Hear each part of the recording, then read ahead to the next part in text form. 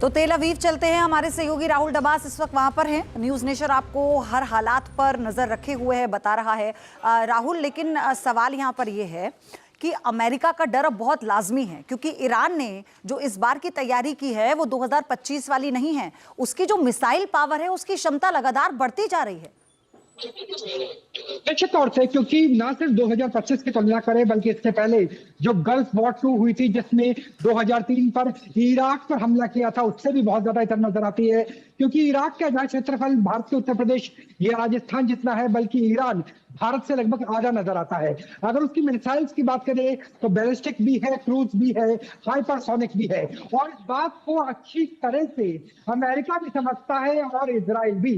यही वजह है कि जो यूएसएस फोर्ड क्लास डिस्ट्रॉयर है उसे भेजा गया है, जिसमें मैग्नेटिक कैटरपिलर लगा हुआ है, जिससे लगभग 30% 36% ज्यादा टेक ऑफ और लैंडिंग हो सकती है। यानी अमेरिका ने अपने सबसे एडवांस एयरक्राफ्ट कैरियर और पूरे के पूरे फ्लीट आर्माडा को भेज दिया है, क्योंकि उसे भी इस बात का एहसास है कि अगर आप सिर्फ न्यूक्लियर फैसिलिटीज पे हमला करना चाहते हो तो बात अलग होती है, लेकिन अगर आप डिसाइसिव वॉर चाहते हैं तो उसके लिए जो नेवल पावर चाहिए, एयर पावर चाहिए, आसपास के जो सैन्य अड्डे हैं उनका सपोर्ट चाहिए, उसके मोबिलाइजेशन के लिए पिछले महीने से वेट किया जा रहा है अमेरिकन राष्ट्रपति की तरफ से। जी लेकिन राहुल, इसको हम कैसे समझें कि अगर आप पानी की क्षमता की बात करते हैं, ठीक है, आप हवा में क्षमता की बात करते हैं, उसमें अमेरिका का कोई सानी नहीं है, लेकिन क्या ईरान की तरफ से ये जो चाल चली जा रही है कि किसी भी तरह से इस पूरे वर्ल्ड की, इस पूरे वॉर की वर्ल्ड में पिक्चर ही बदल दो, वो इस पूरी जंग को अपने फेवर में अपने तरीके से लड़ना चाहता है?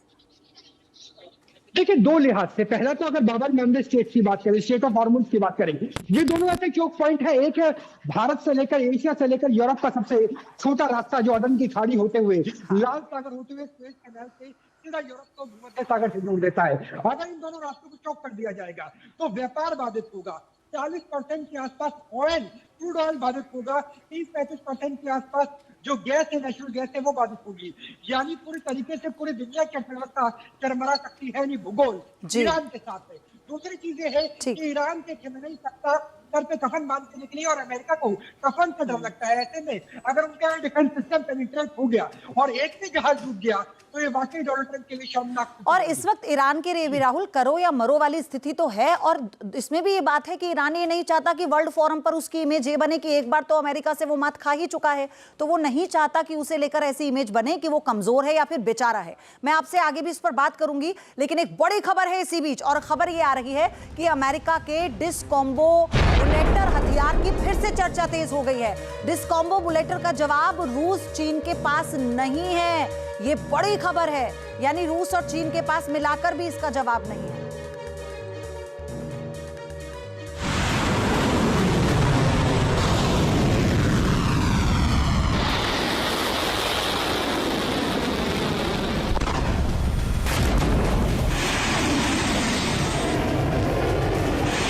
विनाशकारी मिसाइलों का जखीरा,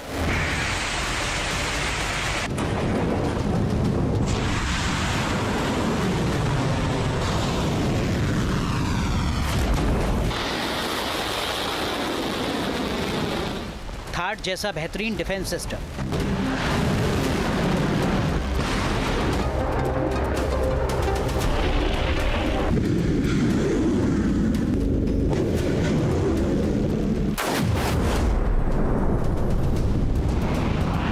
B-2 बॉम्बर जैसा अचूक अस्त्र,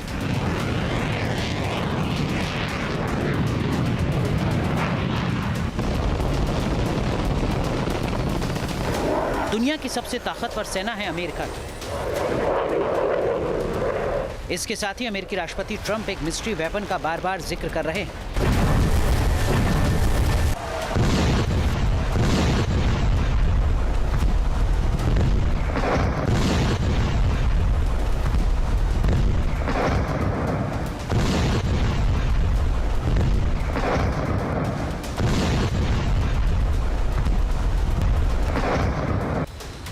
सवाल है कि कितना ताकतवर है ट्रंप का रहस्यमयी हथियार।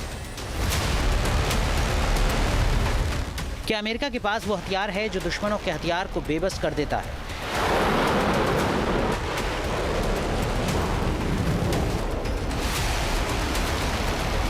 वो रहस्यमय हथियार जो किसी के पास नहीं है।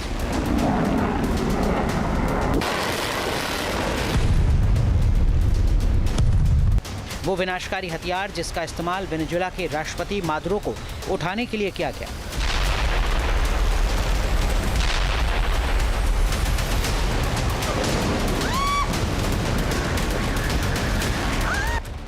क्या ईरान में भी मिस्ट्री वेपन का इस्तेमाल करेगा अमेरिका?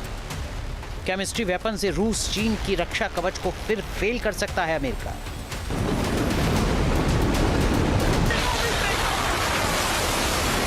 मिडिल ईस्ट में विनाशकारी जंग की आहट के बीच एक शब्द की गूंज बार बार सुनाई दे रही है। नाम है डिस्काम्बोबुलेटर।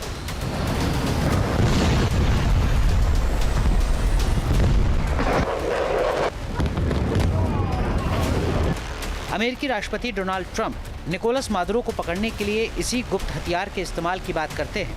ट्रंप का कहना है कि इसके बारे में उन्हें जानकारी देने की अनुमति नहीं है।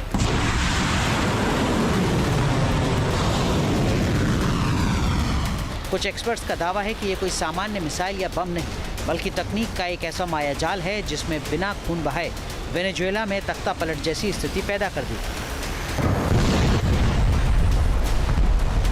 वैसे मिडिल ईस्ट में टेंशन के बीच ट्रंप एक बार फिर इस हथियार का जिक्र कर रहे हैं।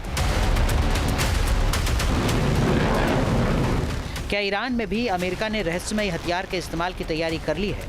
इस हथियार के बारे में फिलहाल किसी को कोई जानकारी नहीं है। विशेषज्ञों का अनुमान है कि ट्रंप का रहस्यमय हथियार इलेक्ट्रॉनिक वॉरफेयर का टूल हो सकता है। ये तकनीक दुश्मन के संचार तंत्र, रडार और यहाँ तक कि इंसानी दिमाग के फैसला लेने की क्षमता को कुछ समय के लिए सुन्न कर सकती है। वेनेजुएला में ट्रंप का यह हथियार ट्रंप कार्ड साबित हुआ था। इसमें दो राय नहीं कि तकनीक ने मादुरो की सुरक्षा घेरे को पूरी तरह डिस्कनेक्ट कर दिया, जिससे अमेरिकी ऑपरेशन सफल रहा। वेनेजुएला में निकोलस मादुरो का इस तरह सरेंडर करना इस बात का गवाह है कि पर्दे के पीछे कुछ ना कुछ ऐसा जरूर हुआ जिसने विज्ञान और युद्ध के बीच की लकीर को धुंधला कर दिया। ट्रंप रूस और चीन के युद्ध तकनीक को चुनौती दे रहे हैं। सवाल है कि क्या रूस और चीन की तकनीक ईरान को अमेरिका से बचा पाएगी?